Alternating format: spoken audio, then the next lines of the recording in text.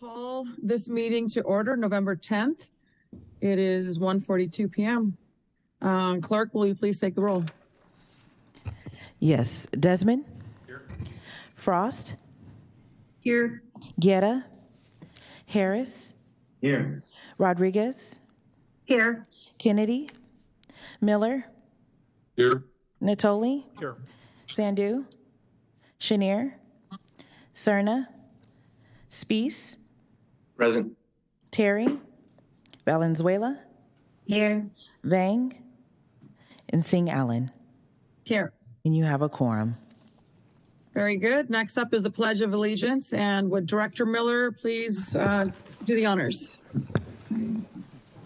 Yes, please join me. I pledge allegiance to the flag of the United of the States United of States of America America and to the and to the republic republic for which it stands, one nation, under God, under God, indivisible, with liberty and justice for all. All right. Thank you for that.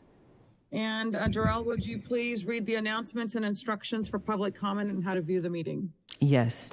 In compliance with directives of the County, State, and Centers for Disease Control and Prevention, the meeting is open to public attendance pursuant to health and safety guidelines. The practice of social distancing and wearing of face coverings is recommended for the health and safety of all persons participating in person during the meeting, although it is not required. Seating is limited and available on a first-come, first-served basis. To make a public comment, please complete a speaker slip, request forms, and hand it to the clerk. They're right up here along with pens, and the chairperson will call your name when it's your turn to make a comment. To make a telephonic comment at today's meeting, dial 916-875-2500 and follow the prompts to be placed in queue for a specific agenda item or off-agenda matter. When the chair opens public comment for a specific agenda item or off-agenda matter, callers will be transferred from the queue and into the meeting to make their comment.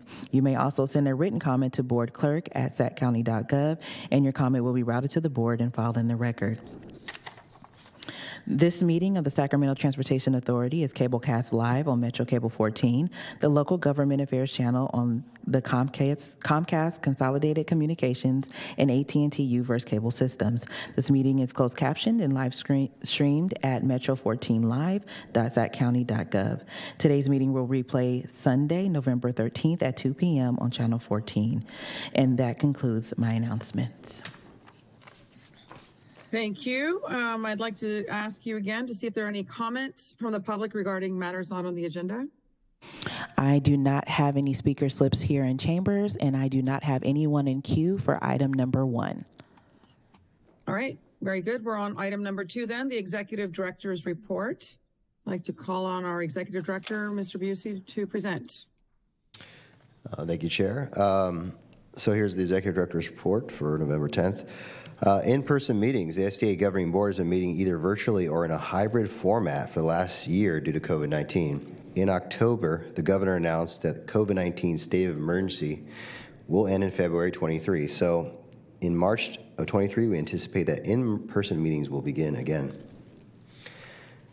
Partnering and leveraging advocacy update. Sacramento Regional Transit and STA formally requested that SACOG pursue a strategic partnership grant for a comprehensive multimodal corridor plan along the Gold Line, American River Parkway, and US 50 corridor. Without this plan, the region cannot submit a Senate Bill 1, Solutions for Congested Corridors grant. This grant program is one of the largest SB1 competitive grant programs with $250 million annually. At SACOG's Transportation Committee and board meetings in November, this concept was identified as one of 2 potential planning concepts under consideration by SACOG, and SACOG staff has also indicated they do plan to move forward with this concept. Extension of a standby bond purchase agreement. On November 1st, STA staff completed a 5-year extension of the standby bond purchase agreement for the 2009 series bonds, 2009C series bonds with U.S. Bank. Staff reviewed relative competitive bids with PFM Financial Advisors, STA's consulting financial advisor, and STA was able to negotiate a competitive commitment rate of 0.34%. And then finally, with the election occurring on Tuesday, the fate of the Citizens Initiative is unclear, and an update of results should be released tomorrow at 4 p.m. STA staff will continue to monitor the results. And that concludes my executive director's report. All right, thank you, Mr. Busey. Are there any questions or comments from the board? I don't see any hand raises in the Zoom, and I don't see anyone queued up in chambers to speak to item number 2. All right, are there any comments from the public? I do not have any speaker slips in chambers, and I do not see anyone in queue to speak on item number 2. All right, then we will move on to our next items here, our consent items. Are there any members who want to remove an item from the consent calendar? I do not see any hand raises in the Zoom, and I don't have anyone in chambers queued up to speak. Are there any questions, comments from the board? I move approval of the consent calendar. Second. Thank you. And I do not Will see you please any. take the roll? Yes, I do not see, just for the record, I wanted to say I didn't see any additional hand raises, and there are no public comments for items 3 through 8 in queue or any speaker slips in chambers. On to Thank the roll you. call vote, no problem. Desmond? Frost? Aye. Guetta? Harris? Aye. Rodriguez? Aye. Kennedy? Miller? Miller? Aye. Oh, Natoli? Aye. Sandu? Chenier? Cerna? Spees? Aye. Terry? Valenzuela? Yes. Vang? And Singh Allen. Yes. And that Director Pulapati has joined us. oh, I see that here.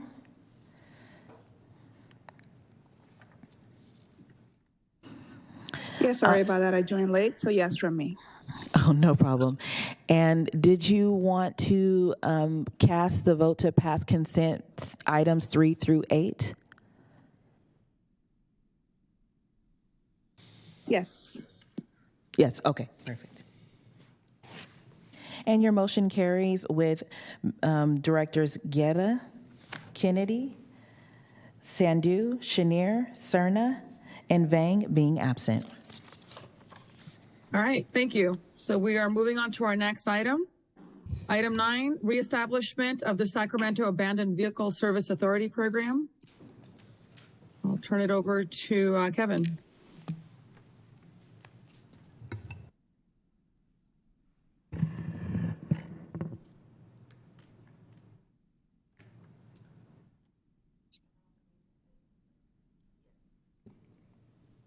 Can you put up the PowerPoint for item number 9, please?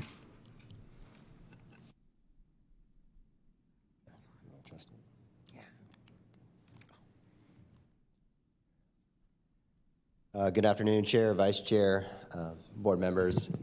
Jennifer Dahl and myself are here to present on item 9, which is reestablishment of the Sacramento Abandoned Vehicle Service Authority Program. Jennifer is going to provide some background before we get into the discussion. Good afternoon, board chair and members. My name is Jennifer Dahl. I'm Special Programs Manager with STA, and part of my duties is overseeing SASFA. Abandoned Vehicle Service Authorities was established in 1990 with Assembly Bill 4114. It was signed into law permitting the creation of abandoned vehicles for service authority and the abandonment of abandoned vehicles in a county, and the imposition of a $1 vehicle registration fee. Oh, I went back. There you go. The fee is collected by the DMV and allocated by the State Controller's Office. A quick background on the Sacramento Abandoned Vehicle Service Authority. It was established in 1992. The governing board that sits concurrently as the Sacramento Transportation Authority Governing Board. Sacramento County and the cities of Ileton, Galt, and Sacramento were the original members, followed by the cities of Folsom, Citrus Heights, Elk Grove, and Rancho Cordova. The SASFA program was initially authorized for a period of 10 years and was executed twice for 10-year increments. Overall SASFA program stats. In the nearly 30 years of the program, there was $30 million in revenue, 300,000 abatements. In the last 10 years, 24% increase in revenues and about 207% increase in abatements. And on average, 50% of member costs are covered by SASFA revenues. Proposition 26 was approved by a majority of California voters in 2010 and required that certain state and local fees be approved by a 2/3 public vote. Proposition 26 also changed the definition of taxes to be broader. The proposition identifies 7 exemptions, including reasonable regulatory cost. In early 2021, the SASFA fee program was set to expire on April 30th, 2022. Legal counsel advised that the SASFA fee qualifies as a tax under Prop 26, and therefore its extension would require a public vote with a supermajority or 2/3 adoption threshold. In 2021, the SASFA Governing Board initiated the renewal of the SASFA program by the way of tax measure C on the June 2022 election ballot. The final election results for Measure C were received on July 12th with a 57.7% voter approval. The measure did not pass by the 2/3 voter approval requirement. And I'll leave it to Kevin to take over.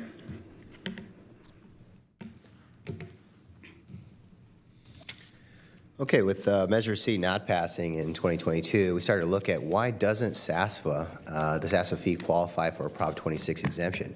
And there is a reasonable regulatory exemption, Exemption 3, which I'm showing up on the screen here, which it looks to fall within, but the real issue here is that abandoned vehicles authorities do not have regulatory authority to issue licenses and permits. And if we had that authority, we would much more soundly fall within that exception. So our solution is to change the vehicle code to confer that regulatory authority to the abandoned vehicle service authorities through new state legislation. There's three main benefits of that. The $1 fee would qualify, we believe, as a Prop 26 exemption. Second, it would be no longer subject to the public vote with a supermajority, 2/3 adoption threshold, and then we would simply just need to do our current process, which is a 2/3 vote of the Board of Supervisors and approval of the city councils having a majority of the incorporated population. If I could, Madam Chair, before you leave that slide, Kevin or Jennifer, maybe it's for Bill as well. So what licensing or permitting authority would be conferred to SAFSA via the legislation? I get it that that's a way to address the hindrance to actually putting forth the fee without having a 2/3 majority vote. But what is it that we would be permitting or licensing, or what latent power would be given to the authority, I guess, if it's latent and or active? So I think what we're exploring right now is an amendment to the vehicle code provision that would basically establish kind of a regulatory program that gives SAFSA and any other abandoned vehicle authority, service authority, to issue some kind of like a parking permit, something analogous to a parking permit, something that addresses vehicles that have, been that are derelict, been neglected, left there too long. So it's something in that vein. The idea being that we probably wouldn't authorize it so much. It would be, the exception would be to grant the license or permit for someone to keep their car out and in a condition. That's why I said something latent or some more right. It's kind obscure. of the idea is that it would be a permitting program where permits wouldn't be issued probably that often, if ever. I think that. Okay, I appreciate. Again, I was just kind of curious because it wasn't clear to me from what it is we would be doing relative to if you're going to tow somebody's vehicle. It needs to be something more than collecting money and allocating money. Got it. Yeah. Can I ask a follow-up question? Sure.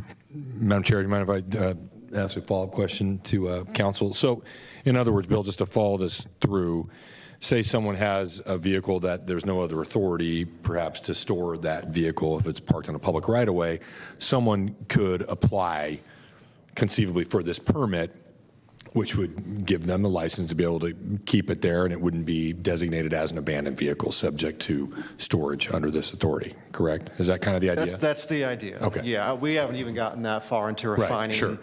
We just kind of want the broad, it could just be a couple of sentences in the statute to just say that the AVSAs can now grant permits and licenses to carry out this program, and then we kind of get into the weeds of what that would look like. And some of it might mirror or overlap with what the cities and counties can already do. I mean, cities and counties already have that authority to, abate abandoned vehicles, but SAFSA doesn't, and that's what we need. So might be a redelegation of that authority versus something that's already vested with cities and counties. And so we would have some umbrella, again, you haven't crafted all this, but it would be delegating our authority to the agency who is a member agency? We don't know that yet. It could be something like that, or Yeah, that's a good question. That was my thought, too. a partnership of some kind, Yeah, yes. right, okay.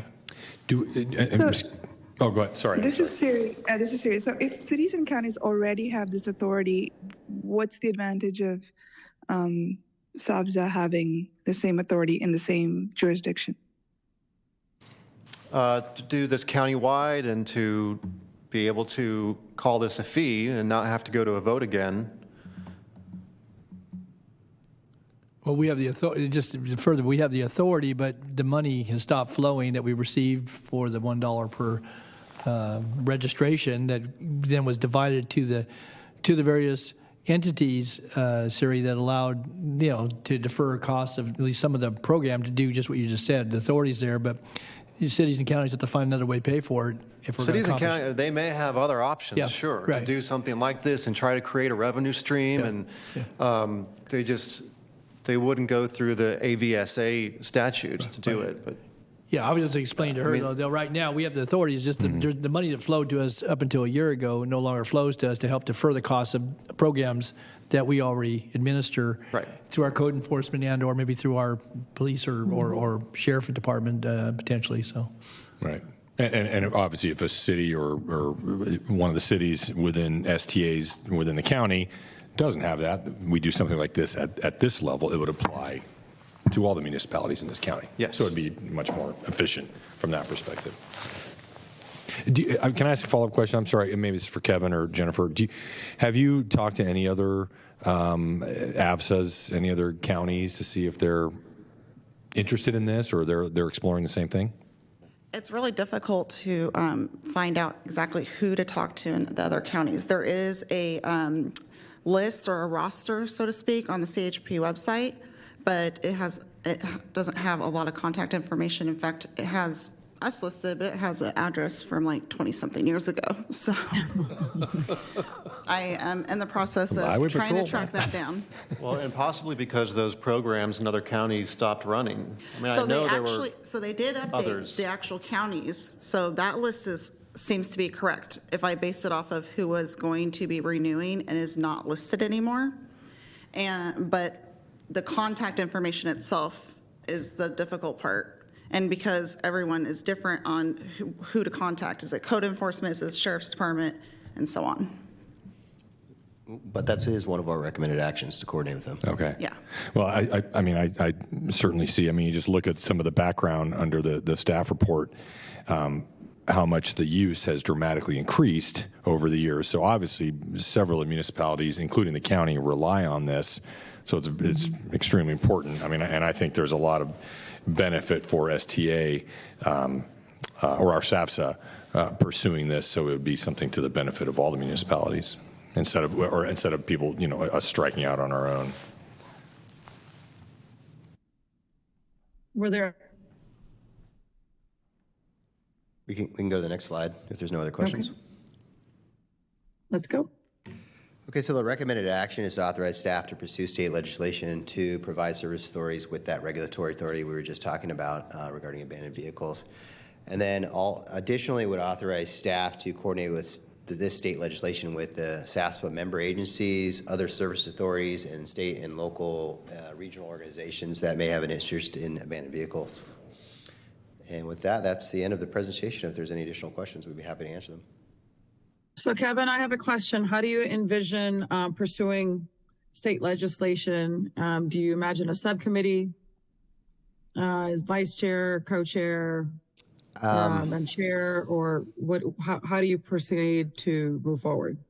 Yeah, at this point, I think I'm comfortable. Me and Jen will run with getting this going and up and operational, and then we'll continue to update through either the executive director's report or through my briefings with the chair and vice chair, so they're aware of where things are going. And if at some point we feel that a subcommittee is needed, we could do that. But at this time, I don't think it's needed. We really need to make some more headway to defining the approach first. Okay, so it'll be approach and then ideally identifying a member to carry the legislation. Absolutely. I see Director Frost's hand is raised. You have the floor. Thank you, Chair. I just wanted to make sure I understood. So, Kevin, will you be then reaching out to those other jurisdictions and agencies to see if they're interested and then reporting back to the board on how you see this coming together to take it to the state? Yeah, so there's kind of two parallel efforts. There's the actual change to the state legislation, and then there's an ordinance that ultimately STA will have to adopt that talks about how everything will work, what the exact permitting or licensing authority we're going to be enshrining in an STA ordinance. And so for that separate effort related to the STA ordinance, we've already reached out to a couple agencies. The City of Elk Grove has kind of said that they're interested in working on how that might work. But we definitely want a kind of a streamlined approach. We don't want to create another layer at the SASPA level. We want things to be fairly streamlined in the implementation. Thank you. Director Harris?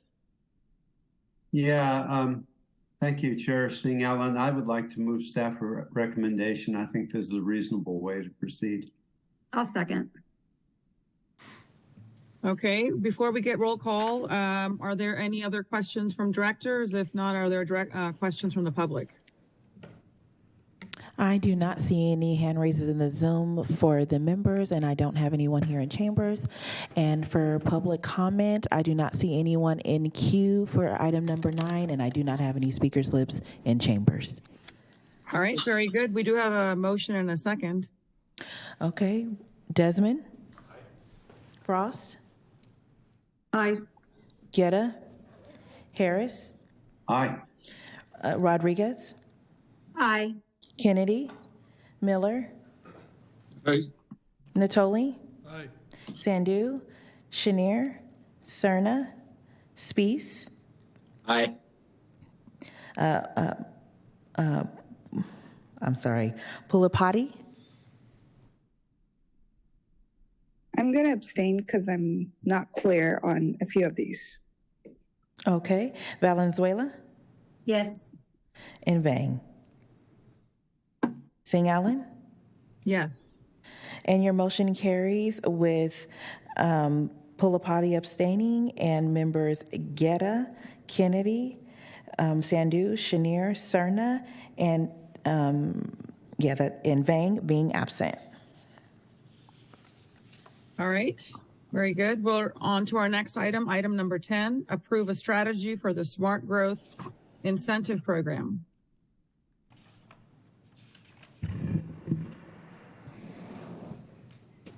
And could you put up the PowerPoint for item number 10, please?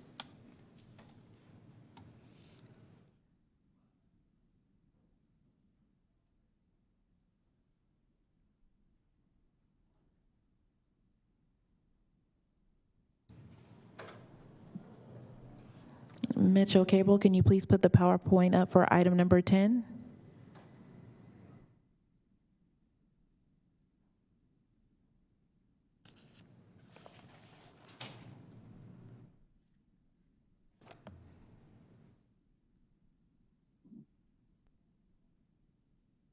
There we go.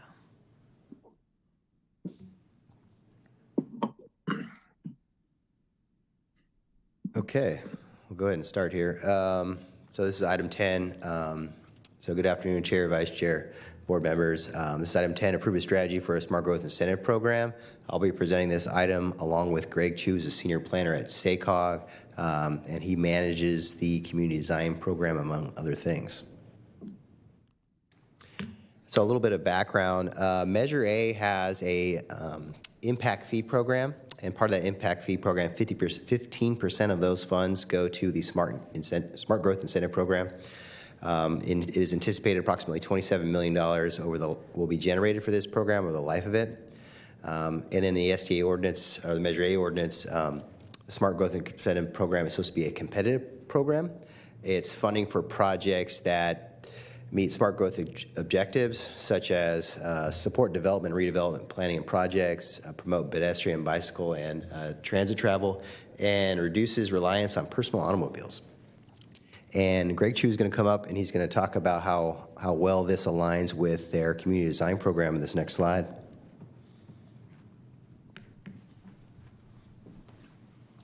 Great, thank you, members of the board. So the community design program started in the early 2000s. It was a response to the SACOG blueprint planning process. As a result of that effort, with all the region deciding to participate in the blueprint, they were looking for ways to get projects built that promoted the blueprint principles, which include infill, reducing vehicle miles traveled and congestion, and making more walkable communities, and most importantly at all, creating placemaking. So they were looking for grants for projects that would do that.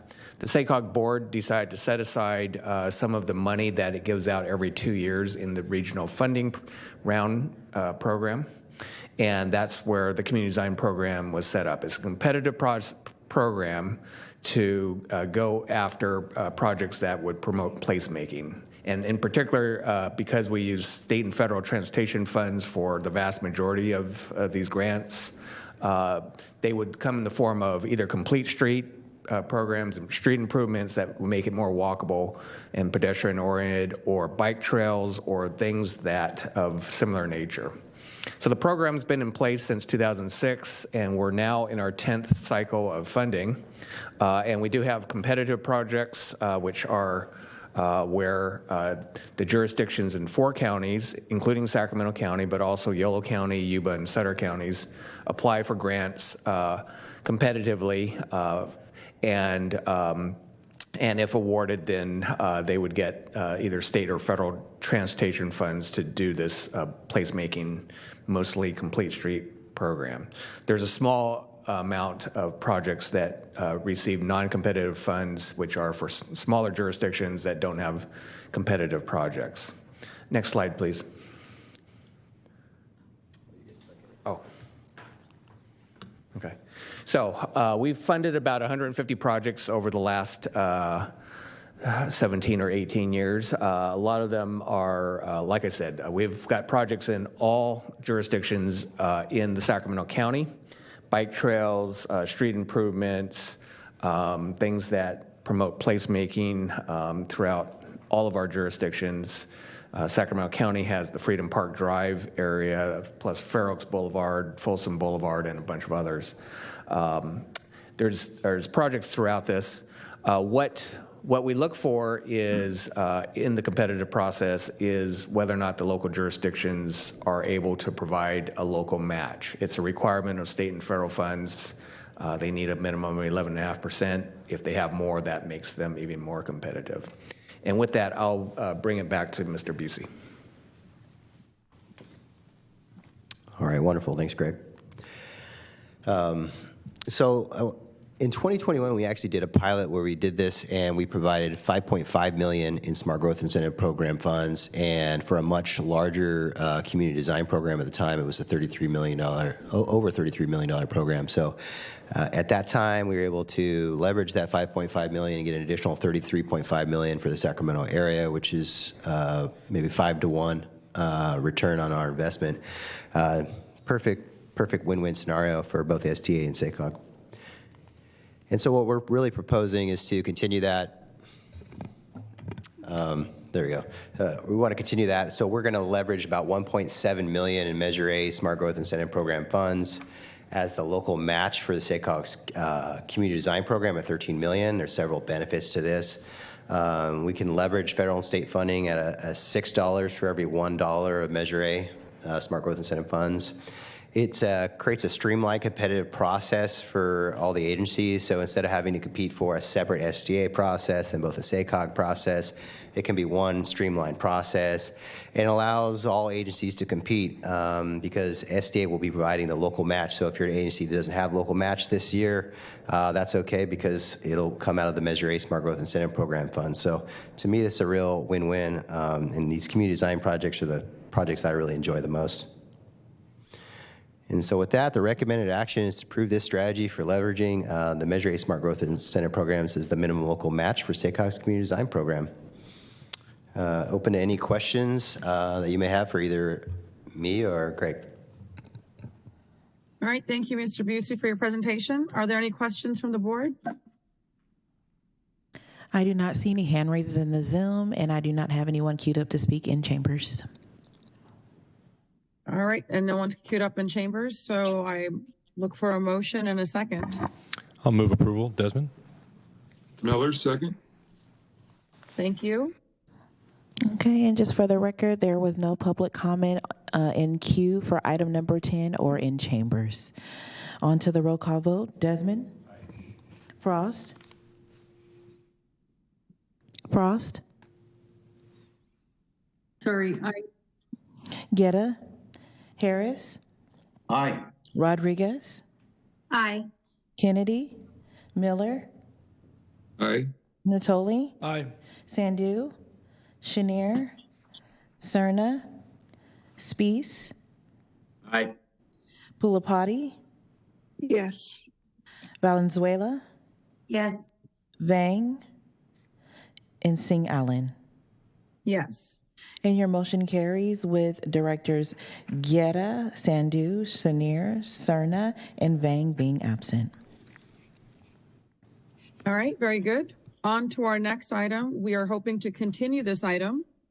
So I would look for a motion and a second to continue item number 11. I'll make a motion to continue item 11. Second. Thank you. And just to confirm, that was a motion by Rodriguez and a second from Harris? Yes. Okay. Yes. And I'm going to say, just for the record, there were no public comments for item number 11 in queue or in chambers. And on to the roll call vote. Desmond? Aye. Frost? Aye. Guetta? Harris? Aye. Rodriguez? Aye. Kennedy? Miller? Aye. Natoli? Aye. Sandu? Chenier? Cerna? Spees? Aye. Pulapati? Yes. Valenzuela? Yes. Vang? And Singh Allen. Yes. And your motion carries with directors Guetta, Kennedy, Sandu, Chenier, Cerna, and Vang being absent. Thank you. Next item, comments from authority members. Any comments from the board? I do not see any hand raised. Oh, sorry. There. This is Jeff. I just wanted to say goodbye to y'all. This is my last STA meeting as a seated council member, so fare thee well. Thank you, Director Harris, for your service, not only on this board, but on numerous boards that you serve on, and to your city and your district. We're all very grateful that you stepped up to serve. Thank you, sir. Well, you're welcome, Bobby. It's been a real pleasure to serve with all of you as well. Director Frost? I feel like I'm going to say this probably several more times before it's over, but Jeff, I wanted to thank you for your thoughtful and intelligent leadership over time. And it's been an honor and a privilege to serve with you on the STA board, and we're all going to miss you on all the boards. So I just didn't want to let this moment pass, and I hope we see you around after this in another way. Well, thanks, Sue. Appreciate that. It was a pleasure to meet you, Jeff, on this board. Yeah, likewise for Rosario. All right. Seeing no other hands raised, anybody from the podium there? Chair, can I say something real quick? Please. So we do plan to do something in December regarding some of our STA board members that are leaving. So maybe Director Harris can come and be a guest at least to accept maybe a certificate. We have several of our board members that are leaving. So I just wanted to make sure everybody, that was on everyone's radar. We do plan to do something in the December meeting. Thank you. Thank you, Kevin. Got to come back, Jeff. No escaping. Well, that's a definite maybe. A definite maybe. Well, thank you, everyone, for your participation today. With seeing no other hands raised or comments, we will go ahead and adjourn this meeting. Have a great rest of the day. Thank you. Take care. Bobby. Thanks. Thank you. Bye, everybody.